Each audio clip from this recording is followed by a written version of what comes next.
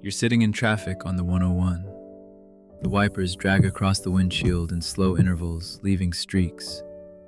Rain in Los Angeles always feels borrowed, like the sky brought it from somewhere that knows what to do with gray, then forgot the instructions. You're 26. You work in marketing now. Today you wrote a headline about protein bars that tested well with the target demographic. There's a script in your passenger seat. Not yours, someone else's pilot. You were supposed to read it before drinks tomorrow. The radio plays something you don't recognize. You reach to change it, then don't. You already know you won't read it.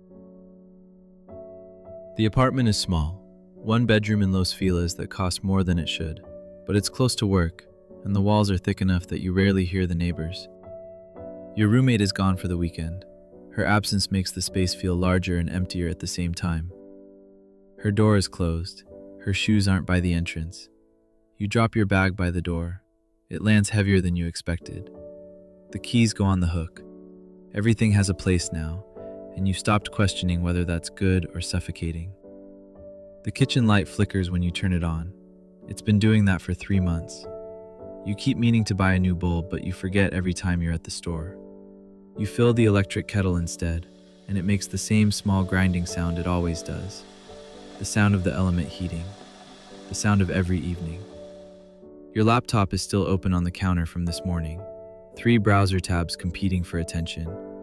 An email draft about the rebrand that you've revised 4 times. A document titled Q1 Campaign Ideas that you'll present Monday. There's a typo on the 3rd slide you noticed during the drive home. The kettle clicks off. You pour hot water over a tea bag, Earl Grey, because it's what's left in the box, and drink it standing at the counter while scrolling your phone. The steam rises. You don't wait for it to cool.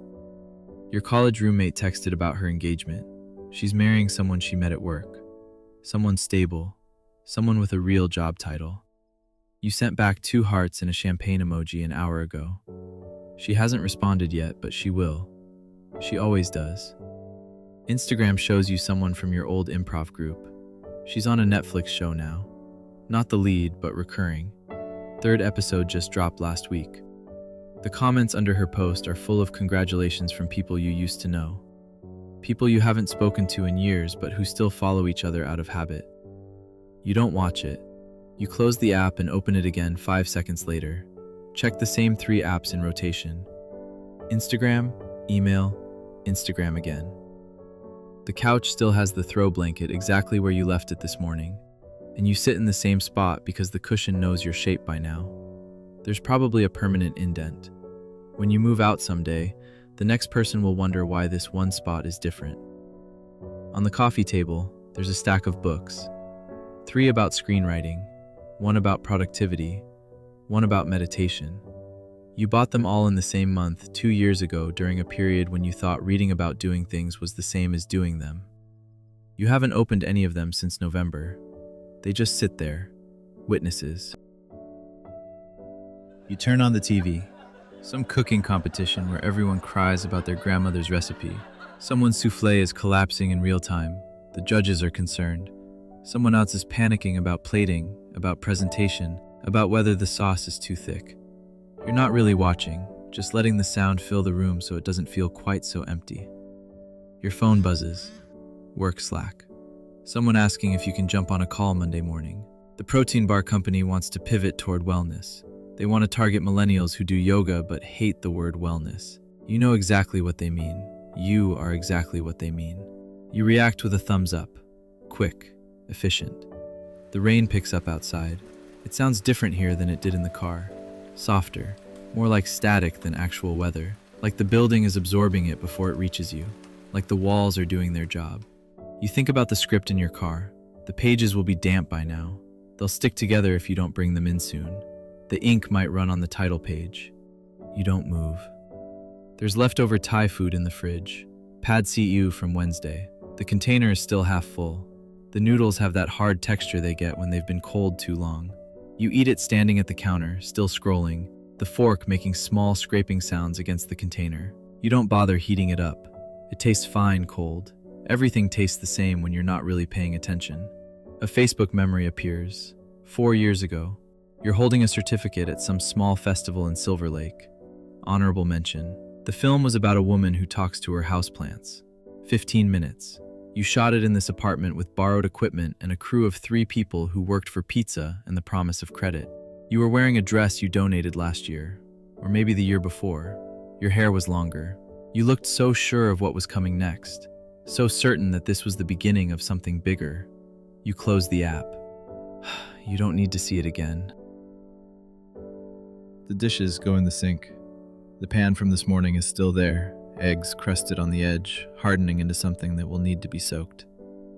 You'll deal with it tomorrow, or the day after, or whenever your roommate gets back and the guilt kicks in.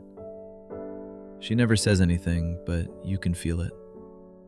You brush your teeth. The toothpaste is almost empty. You have to roll the tube from the bottom to get anything out. You squeeze too hard and it squirts onto the counter. You wipe it with your finger. You wash your face with cold water because the hot takes too long to arrive and you don't want to stand there waiting. The bathroom mirror has water spots you've been meaning to wipe down. Your reflection looks tired, but not unfamiliar. This is what 26 looks like. This is what it looks like when you're good at your job, but it's not the job you imagined having. Your bedroom is small. The bed takes up most of the space. There's barely room for the dresser, and you have to turn sideways to get to the closet. You bang your hip on the corner at least once a week. There's probably a permanent bruise. There's a poster on the wall, a Criterion screening you went to the summer you moved here. You saw it 3 times. Once alone, sitting in the back, taking notes in the dark. Once with someone you were dating who fell asleep halfway through and you didn't wake them. Once with friends from film school who have since scattered to different cities, different lives, different versions of what they thought they'd be doing. You get into bed. The sheets are clean because you did laundry on Sunday like you always do. Same detergent you've used for years. Unscented because scented gives you headaches and makes you feel like you're trying too hard. Your phone is charging on the nightstand. You set an alarm for 8 a.m. even though it's Saturday. Habit.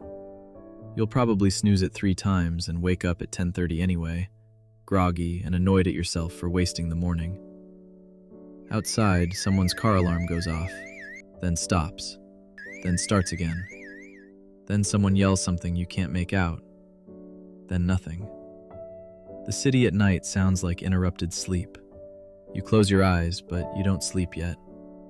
You think about Monday, the presentation, the typo you need to fix before anyone else notices, whether anyone will notice if you wear the same blazer as last week, whether it matters, whether any of it matters in the way you used to think things mattered.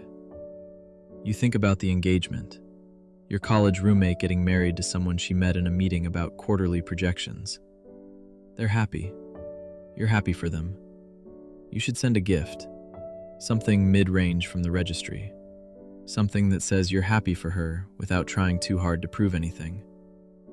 You think about the show, whether you should watch it, whether it would feel good to see someone you knew make it, or whether it would feel like looking at a life that could have been yours if you'd just kept going. If you'd been better, if you'd been luckier, if you'd been different. The rain is steady now. You can hear it in the pipes. The building's old plumbing makes sounds at night, like someone walking around in the walls, like the building itself is restless. You pull the blanket higher and trace the ceiling crack with your eyes until they feel heavy. The crack runs from the light fixture to the corner. You've looked at it so many times you could draw it from memory. Sometimes you imagine it's a river, sometimes a road, sometimes just damage that no one will ever fix because it doesn't affect anything structural. It's just there, like you, like most things. If you'd kept writing, you'd still be in that studio in Echo Park, the one with the slanted floor and the toilet that ran all night. 400 square feet that somehow fit a desk, a futon, your boxes of equipment, and the certainty that this was enough, that this was everything. You'd be alone there too, but it would feel like choice instead of circumstance, like you were there because you wanted to be, not because you couldn't afford anything else, even though that would also be true. That version of you is awake right now, at this same hour, sitting at the desk you found on the street with one wobbly leg. You shimmed it with folded cardboard. It still wobbles, but less. The lamp only works if you twist the bulb a certain way, and you've gotten good at it. You know the exact angle. Your hands do it without thinking. She's revising. She's always revising. There's a script in front of her that's been growing for 8 months. A feature this time, not another short. Something she might actually be able to shoot if she can line up enough favors and find someone with a camera who'll work for back-end points that will probably never materialize. She knows every line. She said them out loud in the shower, walking to the corner store at midnight, sitting in her car before going into her weekend job. She's acted out every part alone in this room, testing which lines land and which ones die in the air. She knows where the pauses need to be. She knows where it breathes. The coffee in her mug went cold an hour ago. She drinks it anyway, barely tasting it anymore. It's just fuel. It's just what you do when you're working and you can't afford to stop. Her phone is face down on the desk. She's been ignoring texts all day. Her parents asking when she's coming home for Thanksgiving, when she's going to get a real job, when she's going to stop pretending this is sustainable, when she's going to grow up and be realistic. She hasn't thought about any of it. She's thinking about the scene where everything hinges, the one where the character has to decide something, but not in the obvious way. Not stay or go, something harder to name, something that doesn't have clean options. She scribbles in the margin, crosses it out, writes it again, reads it out loud to hear how it sounds, changes one word, then another. Outside her window, the coffee shop across the street is closing. The same guy who works nights is wiping down tables, stacking chairs. She's watched him do this 100 times, always in the same order. Tables first, then chairs, then the counter. Then he locks the door and tests it twice, sometimes 3 times. A ritual, his own small certainty. She watches without meaning to. Her eyes need a break from the screen. He pulls on his jacket, old, dark blue, maybe navy, the same one every night. He locks up and walks toward the corner where he probably catches the bus, the last one that runs this route. She wonders if he writes, if he has something he's making in secret, if everyone down here does, if that's why you end up in Echo Park, because you're making something and you can't afford to live anywhere else while you do it. Then she turns back to the script. Her hands are cold. The heater barely works and the landlord stopped responding to texts about it in October. She's wearing 2 sweatshirts and fingerless gloves she bought in Thailand the summer after graduation. They're starting to fray at the edges. The black dye has faded to gray in places. That trip was supposed to clear her head. She came back with 3 notebooks full of scenes she's never used, conversations in languages she doesn't speak, light through curtains at dawn. The way everything felt possible at 6 a.m. in a city where no one knew her name, where no one expected anything from her. She rode on trains. She rode in hostels while other travelers slept. She rode on beaches while watching the sun come up. Most of it was too precious, too much like someone trying to sound like a writer instead of just writing. But some of it was true. She printed those pages and pinned them above the desk. Small pieces of proof that she could see something and make it mean something else. That she had the ability to transform observation into something that might matter to someone who wasn't there. There's a photo tucked in the corner of the mirror. Her and 2 friends from film school on the hood of someone's car after a midnight shoot. They all look exhausted and awake at the same time. That specific kind of tired that feels good because you earned it making something. One of them is in New York now, working for a production company, sending emails at 3 a.m. about projects she can't talk about. NDAs and development deals. The language of people who made it in. The other went to law school, posts about bar prep and loans and being tired in a completely different way. A kind of tired that comes with security. She's the only one still doing this, still living like this, still believing it's possible. The cursor blinks. She types a line, reads it out loud, changes one word, reads it again. This is all of it. The before and after. The whole thing. On weekends, that version of you works at a bookstore. The kind that's been there for 30 years and probably won't make it to 40. The kind that smells like old paper and has a cat that sleeps on the poetry shelf. The owner keeps saying they might have to close, keeps saying it every month, but they're still here. The pay is terrible, but the shifts are quiet. The owner doesn't care if she reads between customers, doesn't care if she stays late after closing to finish a chapter. Sometimes gives her books to take home. Damaged covers, returns that can't be sold, small gifts that mean more than they should. When people ask what she does, she says she's a writer. Not working on it, not trying to be, just a writer. It gets easier to say every time, like the performance of it slowly becomes the truth of it. Like if you say something enough times, it starts to feel real even when your bank account says otherwise.